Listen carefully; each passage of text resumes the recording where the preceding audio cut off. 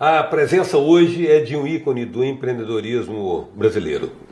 O Espírito Santo tem alguns nomes que se oferecem ao Brasil como exemplo de empreendedorismo bem-sucedido. E o empreendedorismo é um comportamento desejável para toda a sociedade que busca se emancipar economicamente na medida em que seus cidadãos se lançam ao desafio da produção e vencem, e são vitoriosos.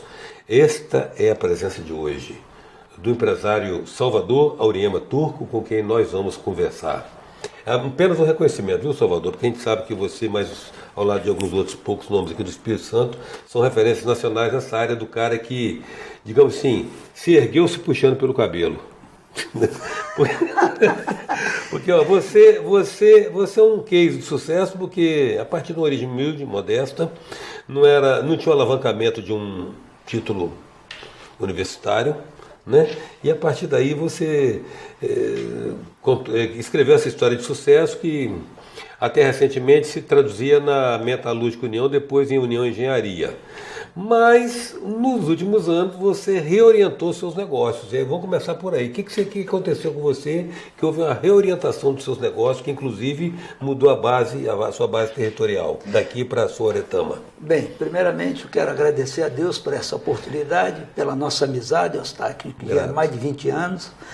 E também a oportunidade de expor meus sentimentos, a minha maneira de pensar e viver de uma forma simples, mas sempre pautada na verdade e na orientação de Deus.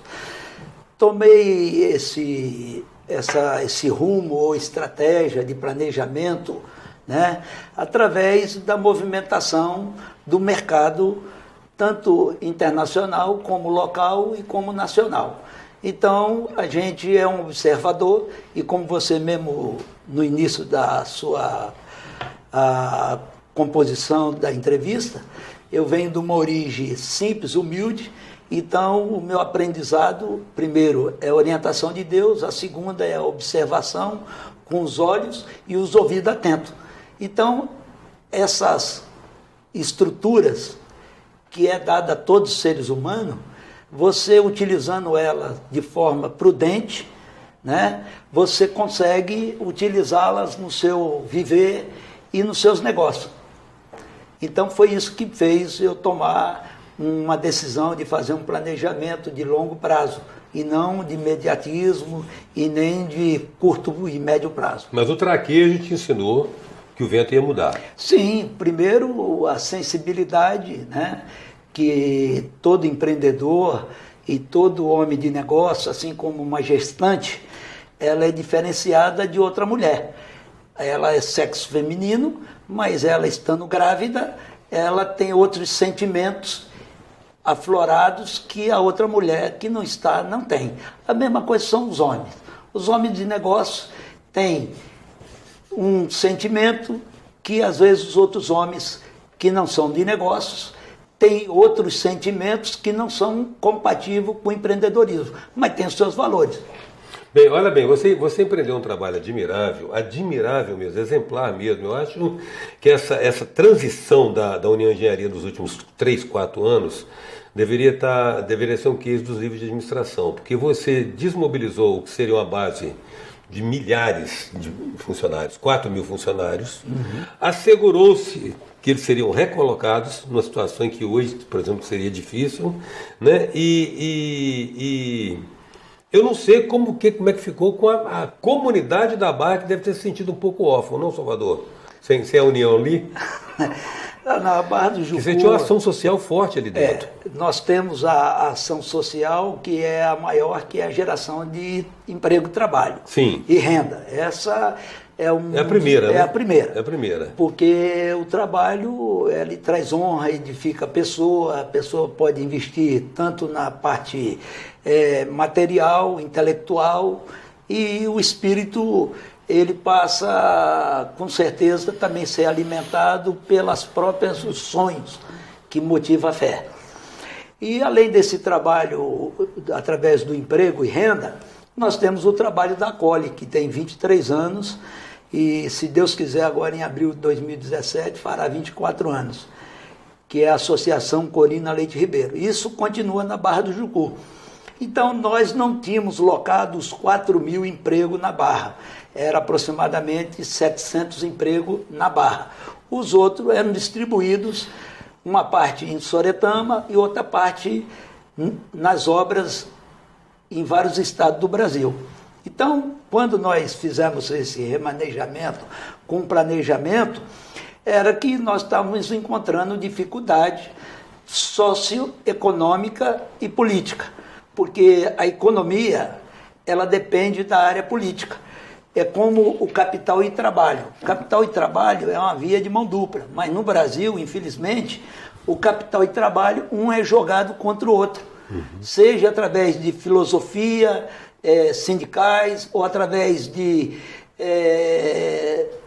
a própria personalidade dos líderes, seja ele empresarial ou sindical, quem representa essa sociedade capital e trabalho, muitas vezes encontra um conflito porque há interesses escusos que eu mesmo, com toda a experiência que eu já adquiri, tenho muito a aprender, mas não sou a pessoa lapidada ou preparada para entrar nesse mérito, porque mérito tem pontos de vista, é como religião, então eu não vou discutir isso. Mas, infelizmente, no Brasil, nós temos esse grau de dificuldade onde o capital e trabalho não são unidos para caminhar na mesma direção. E eles são os dois lados da riqueza, né? Com certeza. Não existe um sem o outro. É como e eles se colocam como antagônicos. Exatamente, é como areia. A areia não se produz, elas se movimentam. Então ela tem que tirar de um lugar para o outro, mas com planejamento. Assim é o capital e o trabalho. Hoje a presença de Salvador Auriema Turco, empresário. A gente volta já. Voltamos com a presença de Salvador Auriema Turco. Salvador, então está claro, você está dizendo as coisas que você também, você fala a respeito da polidez, o trabalho capital, e no Brasil a gente é visto como, digamos, uma luta de interesses conflitantes quando os dois convergem no mesmo propósito, né? Isso tanto no sentido do empresário que deveria ver o colaborador mais como alguém que quer receber um salário, mas alguém que o ajuda a produzir riqueza, como o colaborador que deveria ser o empregador também, como aquele cara. Porque a verdade é a seguinte, a gente tem que respeitar nisso tudo, é a personagem do empreendedor. Isso é uma opinião minha que eu quero trazer para você, que você é um homem vivido e vitorioso. Todo mundo nasce com a capacidade de trabalho. Até o sujeito que está tetraplégico na cama, mas tem atividade intelectual, ele tem capacidade de trabalho. Então o que acontece? Na verdade, todos nós, você vê que o empresário brasileiro trabalha muito, ele trabalha mais de 8 horas diárias. O empresário brasileiro, o empresário mesmo, aquele que pega no chifre do boi lá, ele trabalha mais de 8 horas. Só que nem todos têm a vocação empreendedora.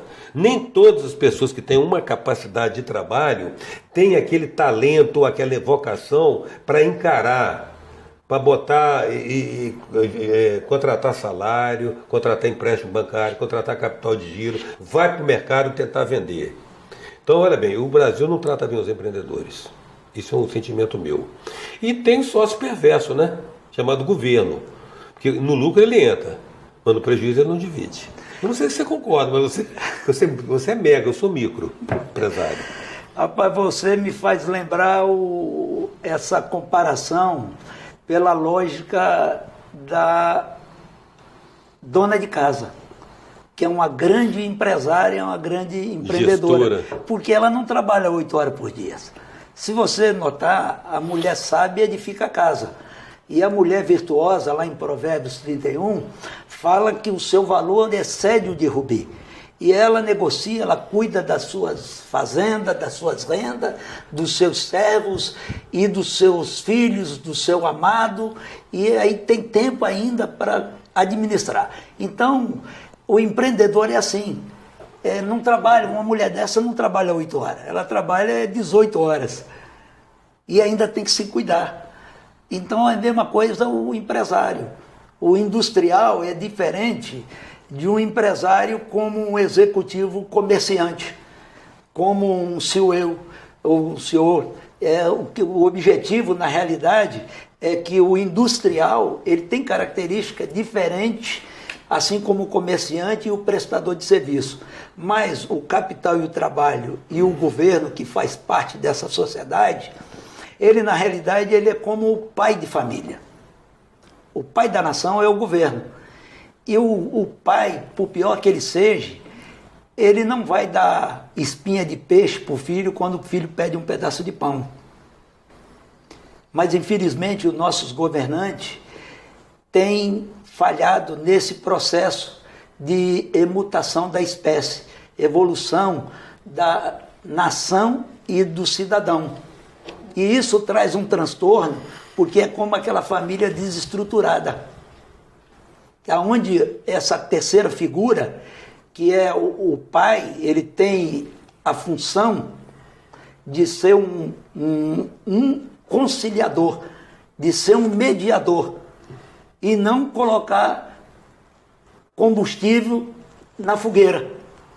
O que é o combustível na fogueira? É a carga tributária, é o dinheiro mal aplicado, não tem retorno socioeconômico, porque não é o paternalismo, mas é a boa educação, é a infraestrutura, é a saúde, é a segurança, porque tendo trabalho, tendo esse mediador, esse pai zeloso, você elimina uma série de conflitos na base.